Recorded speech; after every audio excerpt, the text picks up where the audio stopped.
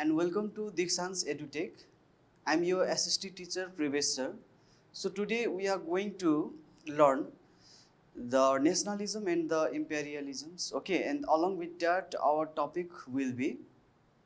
the visualizations of the nations. यानी कि हम लोग आज का जो टॉपिक रहेंगे विजुअलाइजेशंस ऑफ द नेशंस और उसके बाद नेशनलिज्म एंड इम्पेरियलिज्म। तो ये जो हमारे विजुअलाइजिंग द नेशंस है, तो इसमें बेसिकली ओके हम लोग यहाँ पर आज जानेंगे कि किस तरह से ओके नेशंस को क्या किया गया है, पर्सनिफाई करने की कोशिश किए गए ओके उस टाइम यूरोप में। क्योंकि हम लोगों ने इस चैप्टर में तो पूरा देख लिया कि किस तरह से ओके नेशनलिज्म को डेवलप करने के लिए वहाँ पर लिबरल नेशनलिस्ट ने क्या किया था, फाइट किया था। उसी तरह से कंजर्वेटिव भी ओके अपना क्या कर रहे थे, वहाँ पर दबाव ओके प्रेशर बनाए रखे थे कि ताकि वहाँ पर मोनार्की रूल ही ओके यूरोप में रहे। तो फाइनली ओके यहाँ पर जो लिबरल नेशनलिस्ट है उन लोगों ने नेशनलिज्म को डेवलप करने के लिए ओके क्या क्या चीज़ हम लोगों ने देखा कि रोमांटिसिज्म भी देखा। रोमांटिसिज्म में ओके किस तरह से लिबरल ओके नेशनलिस्ट ने सेंटिमेंट एंड इमोशंस के थ्रू नेशनलिज्म्स को क्या करने की कोशिश किया था, नेशनलिज्म को डेवलप करने की कोशिश किया था। किस तरह से कॉमन पीपल को फोक टेल्स हो गया, फोक डांस हो गया ओके ये प्रेजेंट करके ओके दिखाकर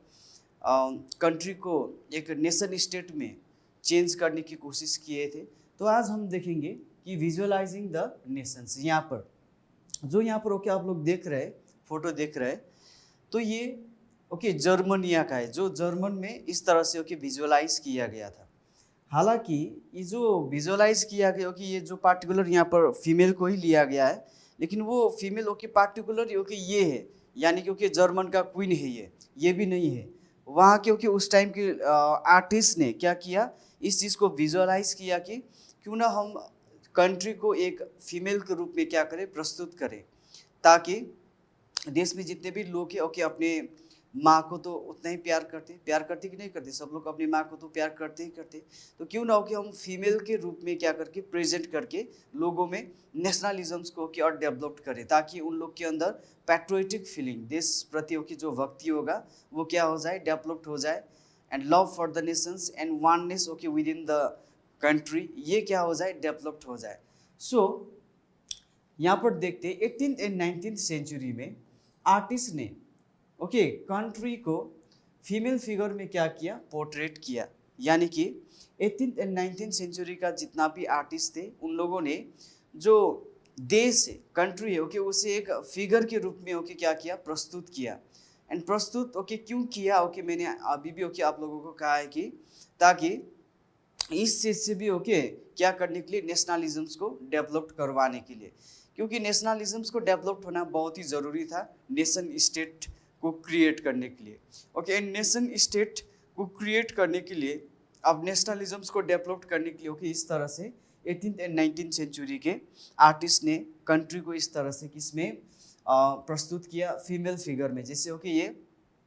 जर्मन का, जैसे अगर हमारे इंडिया की बात करें तो हमारे इंडिया का भारत माता का ओके जो नक्शा हो गया, अब हमारे इंडिया का ओके शेप तो मतलब जो भी हमारे इंडिया का मैप है ओके वैसा तो नहीं है, लेकिन ओके उसे भी हम क्या कहते हैं, एलिगोरी कहते। तो भारत माता को जिस तरह से क्या किया गया है, प्रेजेंट किया गया ओके उसी तरह से यहाँ पर जर्मन में ओके जर्मनिया, फ्रांस में ओके मैरिनी हो गया ओके उस तरह से उन लोगों ने क्या किया, प्रस्तुत किया। लेकिन ये जो ओके विजुअलाइज किए जा रहे हैं यहाँ पर एक फीमेल के रूप में, जो यहाँ पर विजुअलाइज किया गया है, पोर्ट्रेट किया गया है देश को, वो didn't stand for any particular woman okay in real life. यानी कि ओके किसी एक पार्टिकुलर वुमन को लेकर ये ओके नहीं किए गए कि किसी देश का ओके क्वीन को लेकर या तो किसी देश का ओके इम्पोर्टेंट फीमेल को लेकर उन लोगों ने ये पोर्ट्रेट नहीं किया था। सिर्फ ओके उन लोगों ने विजुअलाइज किया था कि हम देश को एक फीमेल के रूप में क्या करेंगे, प्रेजेंट करेंगे। जैसे ओके यहाँ पर देख सकते हैं हम लोग ओके फ्रांस में मैरिन हो गया, जर्मन में जर्मनिया हो गया, नाम भी दिया था। जैसे हमारे इंडिया का ये जो विजुअलाइजिंग द नेशंस की अगर हम लोग बात करेंगे, हमारे इंडिया का हम लोग भारत माता कहते, उसी तरह से फ्रांस में ओके उसे क्या कहने लगे, मैरिनी, और उसी तरह से जर्मन में क्या कहने लगे, Germania. So during French revolutions different symbols okay had been used like red cap okay broken chain etc. So हम लोगों ने क्लास 9 में भी ओके किए ओके आप लोग ने भी किया होगा ओके क्लास 9 में फ्रेंच रेवोल्यूशंस के दौरान हम लोगों ने पढ़ा था किस तरह से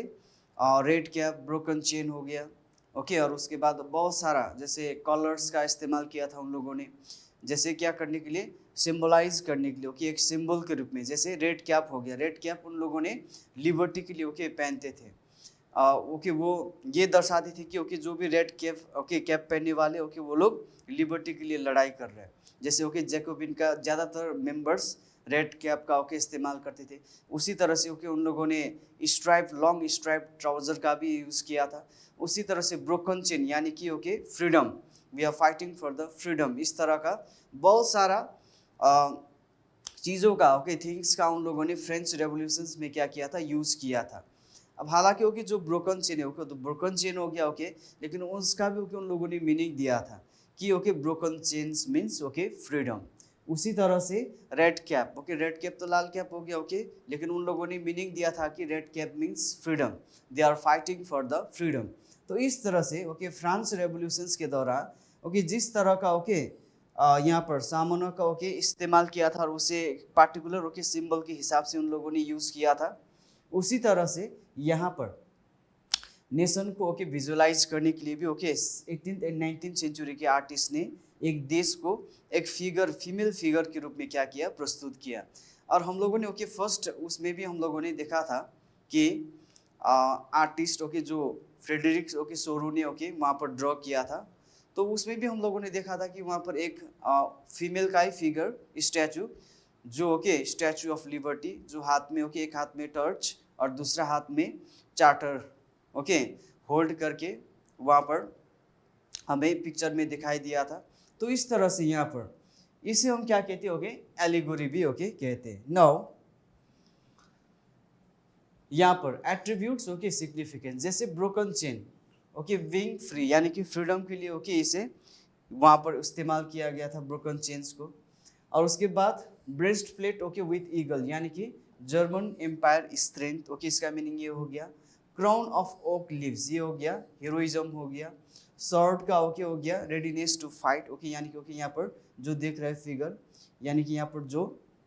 फीमेल ओके फिगर है उसके हाथ में क्या है स्वॉर्ड है यानी कि she is ready for the fighting यानी कि ओके वो लड़ाई करने के लिए रेडी है ओके इस तरह का जो मीनिंग ओके इस तरह का ओके सिंबलाइज यहाँ पर किए जा रहा है। Olive branch around the sword okay उसके मतलब willingness to make peace okay यानी कि अगर स्वॉर्ड में क्या मिलेंगे हमारे अलाइव ओके ब्रांचेस मिलेंगे उसका मतलब ये हुआ कि वो लोग पीस ओके शांति के लिए ओके वो लोग रेडी है। उसी तरह से black red and okay gold try colour का यूज किया गया स्पेशली ओके लिबरल नेशनलिस्ट ने। उसी तरह rays of the rising sun okay beginner of new era okay. तो इस तरह से बहुत सारी चीज़ों का ओके वहाँ पर क्या किया गया सिंबलाइज करने का ओके उन लोगों ने कोशिश किया गया। तो ये ओके जो चैप्टर में हम लोगों ने देखा कि अलग अलग देश में ओके अलग अलग लोगों ने अपने अपने हिसाब से ओके इस तरह से सिंबलाइज करके वहाँ पर नेशनलिज्म्स को डेवलप करने की कोशिश किए हैं और नेशन स्टेट को क्या करने की कोशिश की है क्रिएट करने की कोशिश किए गए हैं। So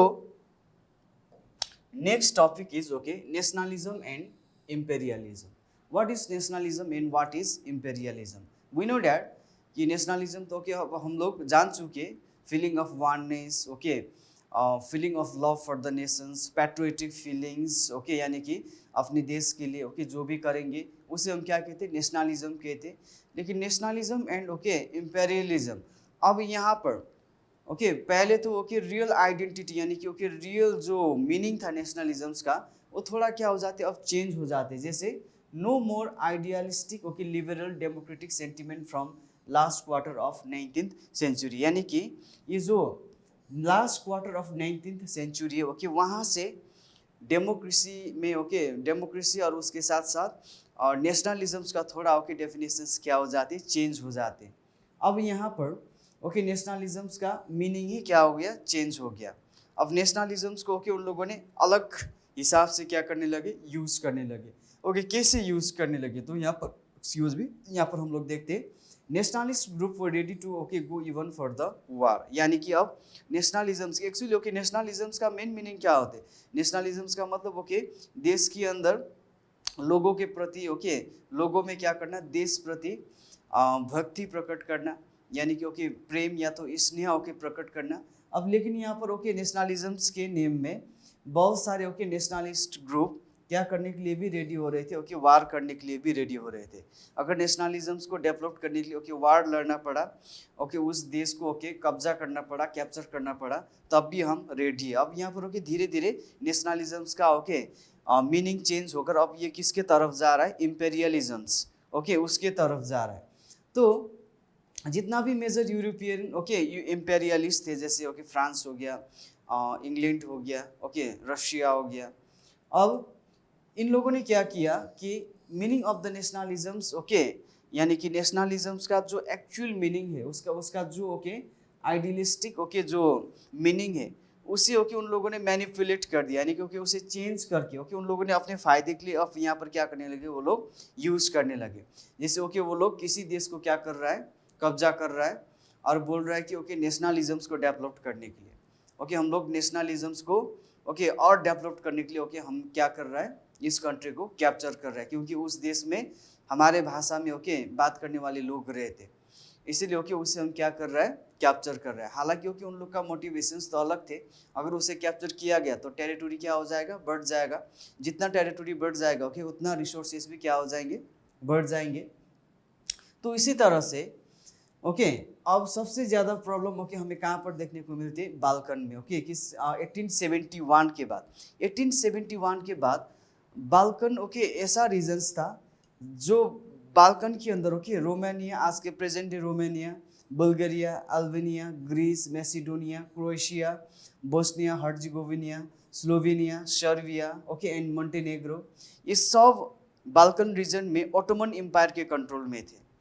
okay. अब यहाँ पर जितना भी ओके कंट्रीज है, ये कंट्रीज रोमांटिसिज्म्स की ओके रोमांटिसिज्म्स का जो प्रभाव के कारण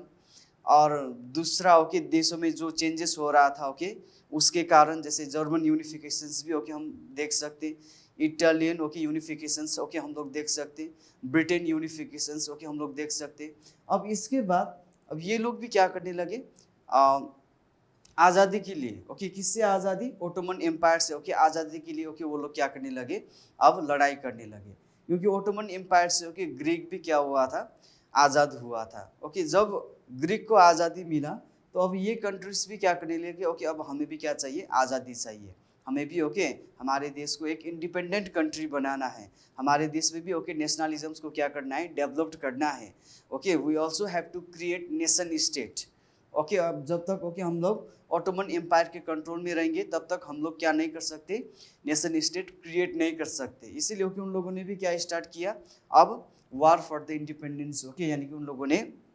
वार लड़ना शुरू किया। एंड फाइनली जाकर ओके ऑटोमन एम्पायर से ओके ये सब देश क्या हो गया, इंडिपेंडेंट तो हो गया। लेकिन इंडिपेंडेंट होने के बाद